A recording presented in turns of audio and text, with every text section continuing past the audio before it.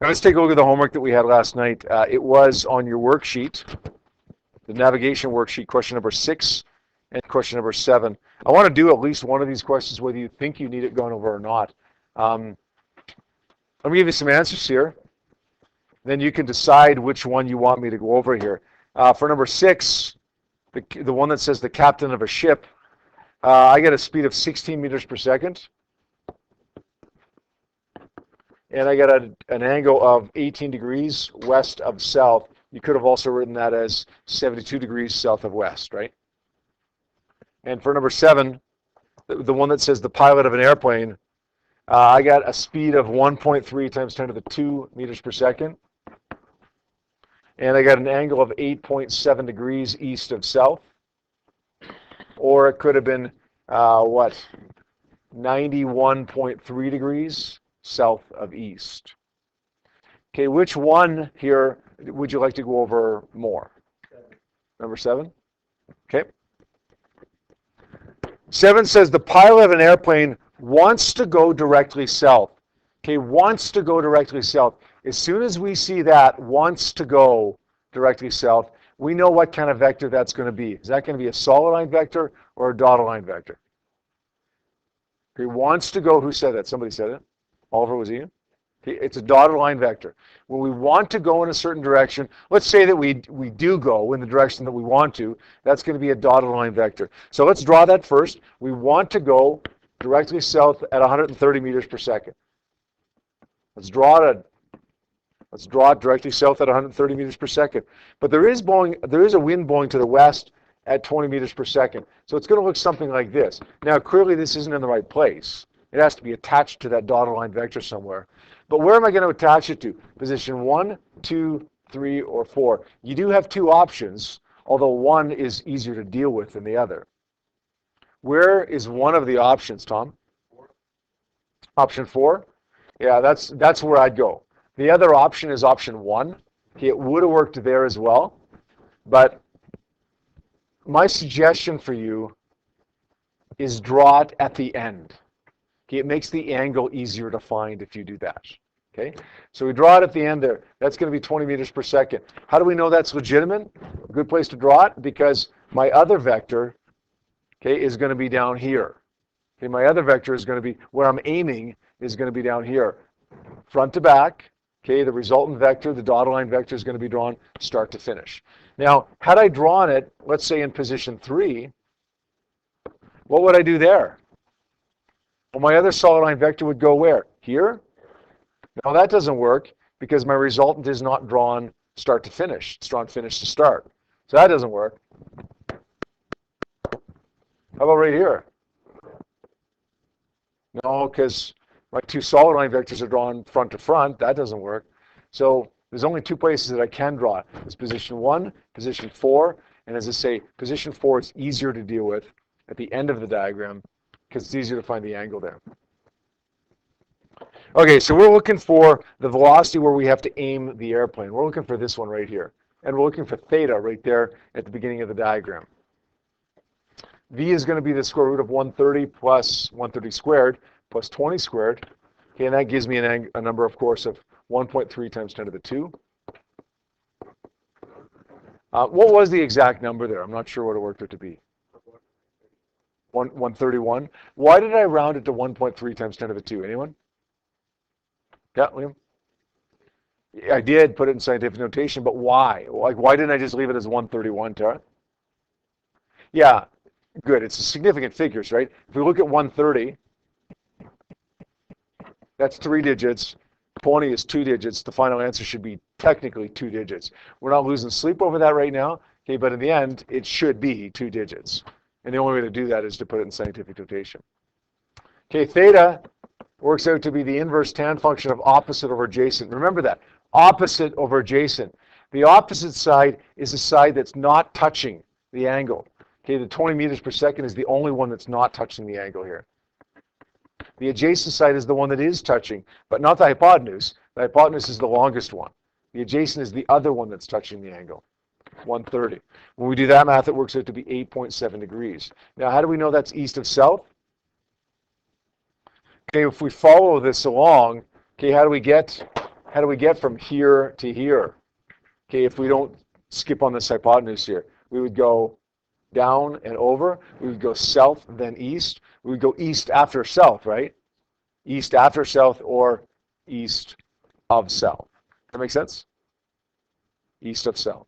The other way to think of it is, well, look, where's the angle measured from? It's measured from the south. It's measured from the south. East of south or east from south. Is that good? Okay, a lot of times you get a question like this, and if you mess up on the vectors, and you stop and think about it for a second, you'll know it. You'll know that you messed up on the vectors. Look, you want to go south.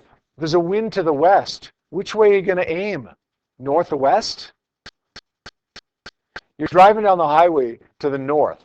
Okay, you're driving to the north. There's a wind to the, sorry, you want to go north on the highway. There's a wind to the west. Should make that to the east, because usually the wind blows to the east here, right? You want to go north, there's a wind to the east. Where do you have to aim your steering wheel? Kind of to the west, right? Northwest. Opposite to where the wind is going.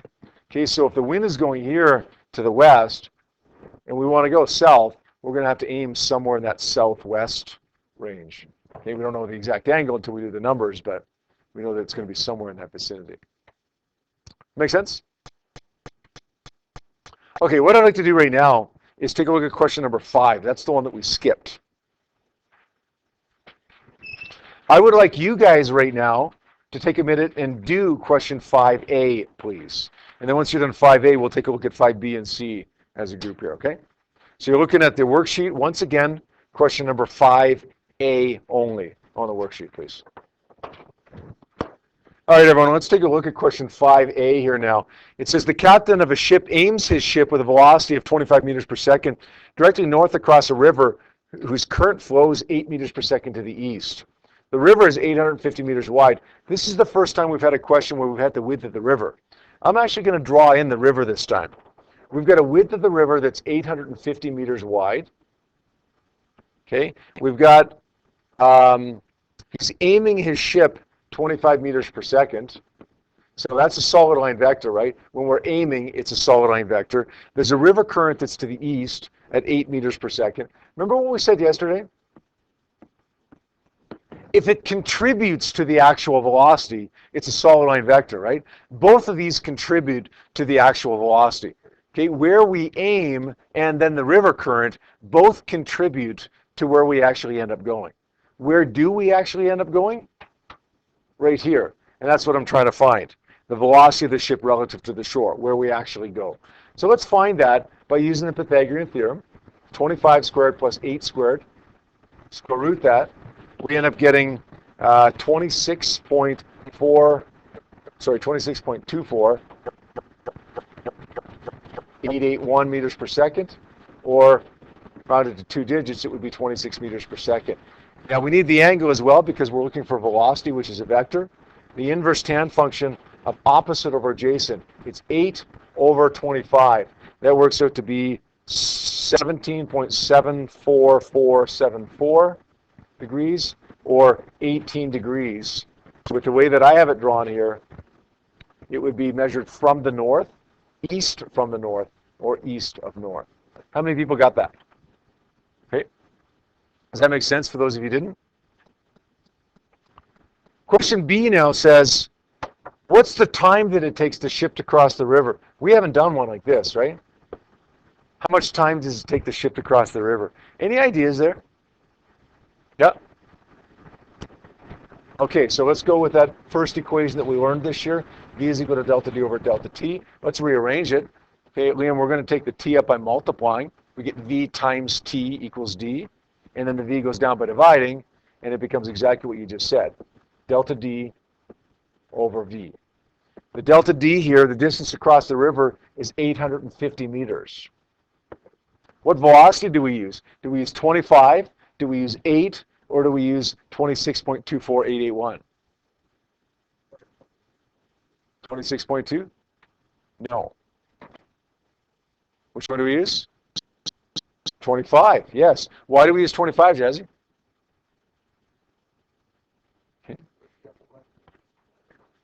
Okay. All right. Fair enough. Anybody know why we use 25 there? We get 3 velocities. How do we know which one to use? Go ahead.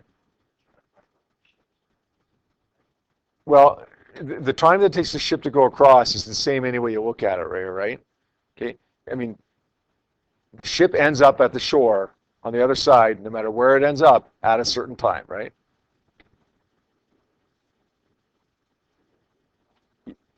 Good, good. Listen, if you're going to use the y component for the displacement, then we need to use the y component for the velocity. Does that make sense?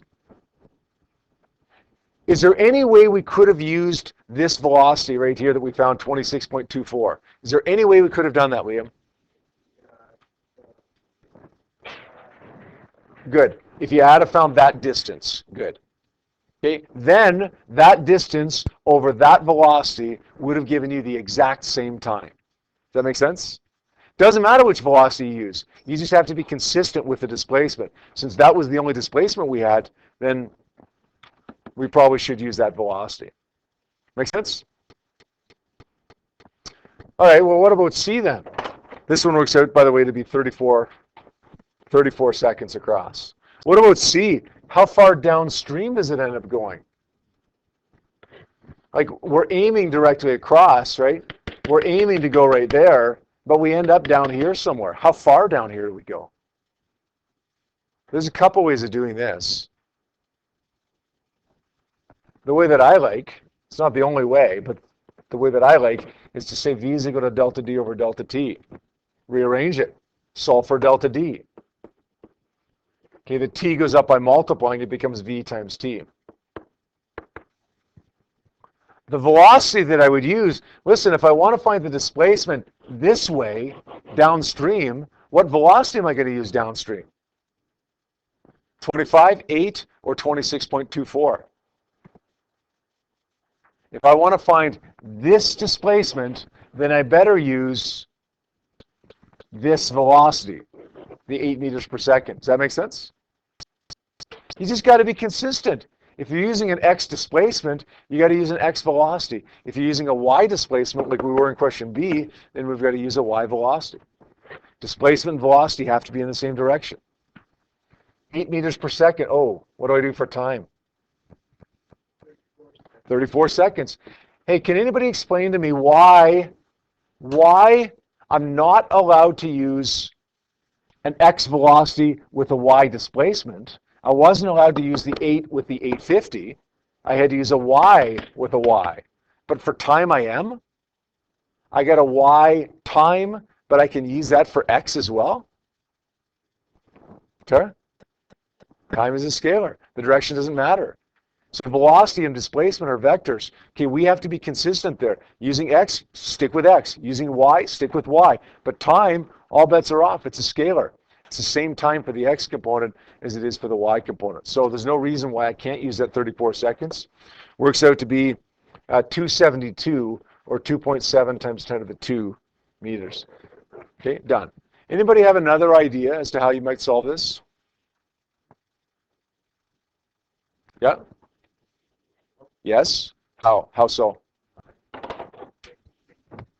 Okay, so 850. My angle is, what was it? 17.74 degrees. Use the unrounded angle though. Okay, 17.74474. Good afternoon, staff. And solve for this, right? Yeah, that works. That works. Just as good. Okay, that's it for this week, guys. Have a good weekend.